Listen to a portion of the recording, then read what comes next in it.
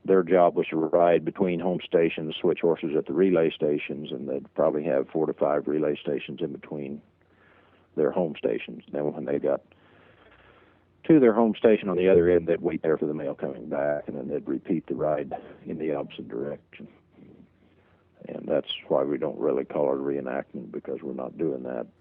Today we'll change horses probably every 2 miles to 5 miles generally. And it's really up to the state president and their ride captains to determine how they want to set the ride up. Some rides, if we're trying to make up time, might push the horses a little faster and only ride a mile, mile and a half. But And how many riders will be involved in this whole process? normally we'll have 550, maybe 600. We'll have a few more this year just because there's more interest in it.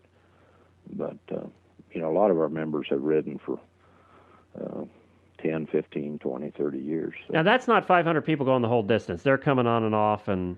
Correct. They'll cover their section. Each state is broken. We have 8 states, and therefore we have 8 state divisions. And the state presidents are responsible for their section of the trail. And, of course, Missouri, St. Joe's right on the Missouri River, so they only have about a mile and a half of trail. They'll leave the Patey House where there's an existing museum, and then they'll ride across the Missouri River Bridge, and then the Kansas division will pick it up from them on the Kansas side, and they'll ride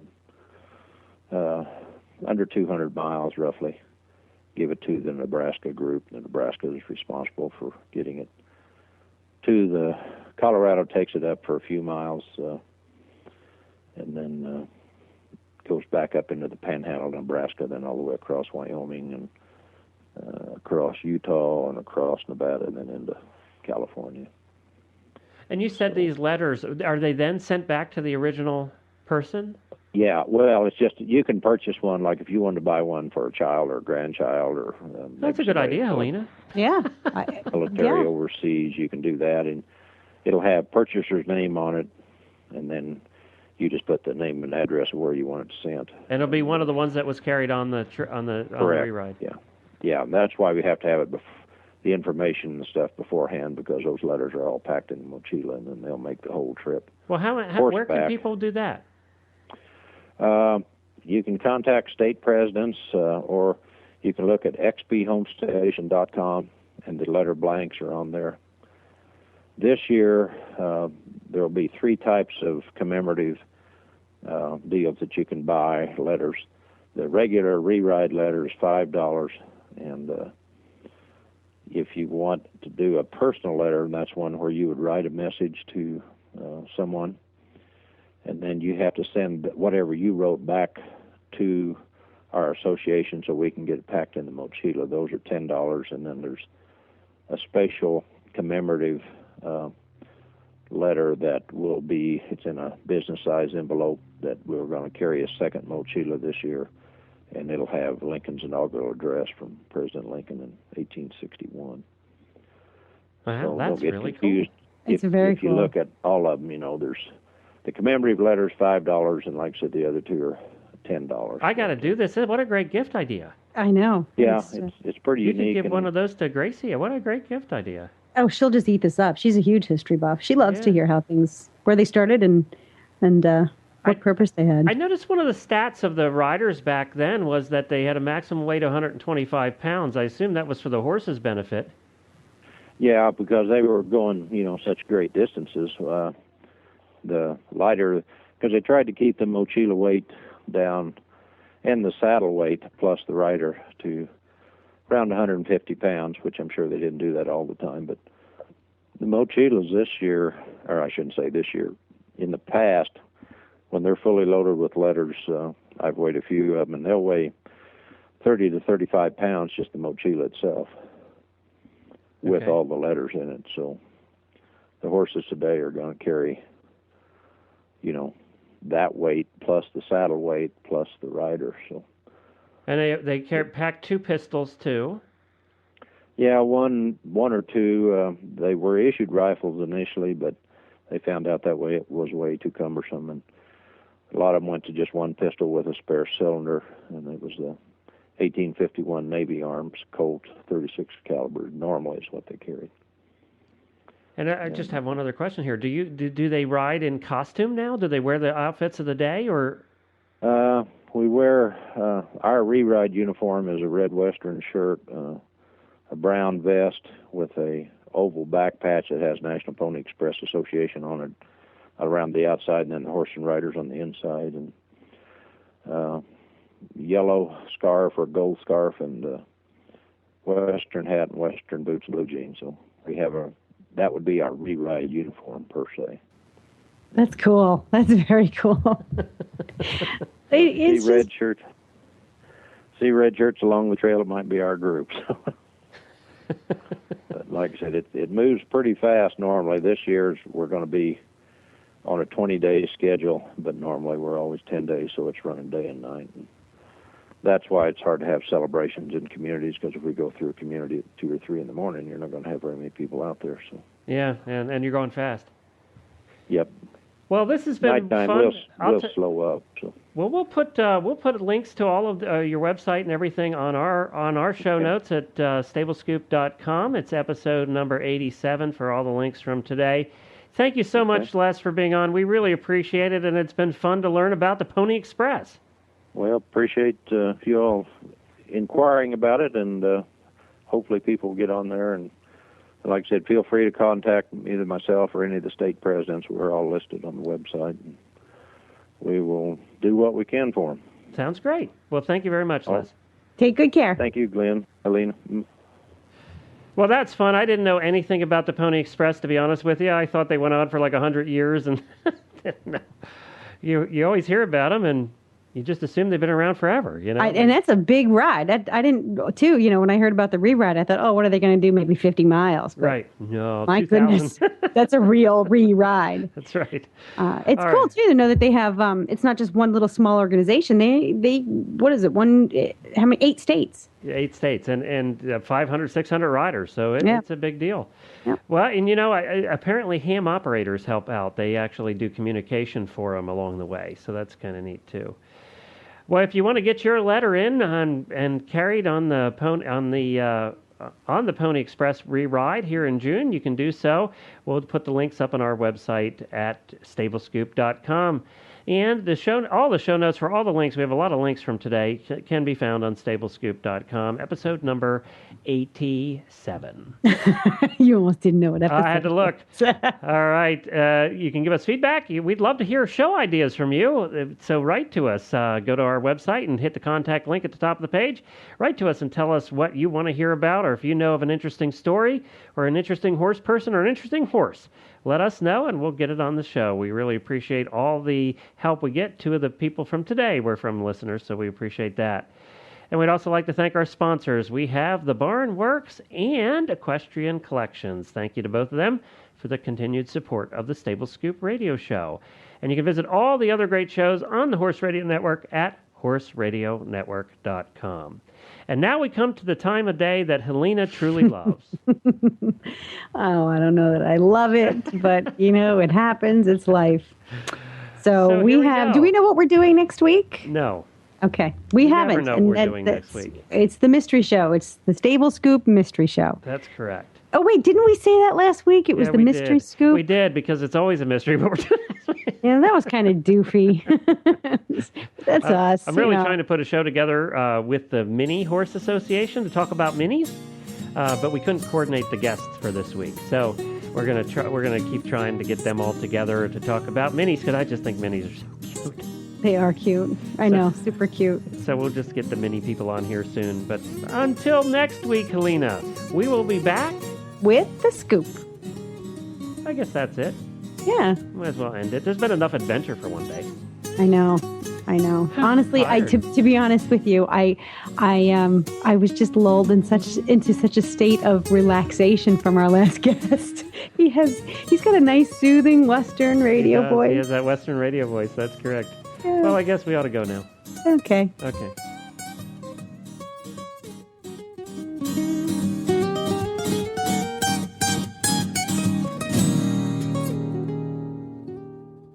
I am recording.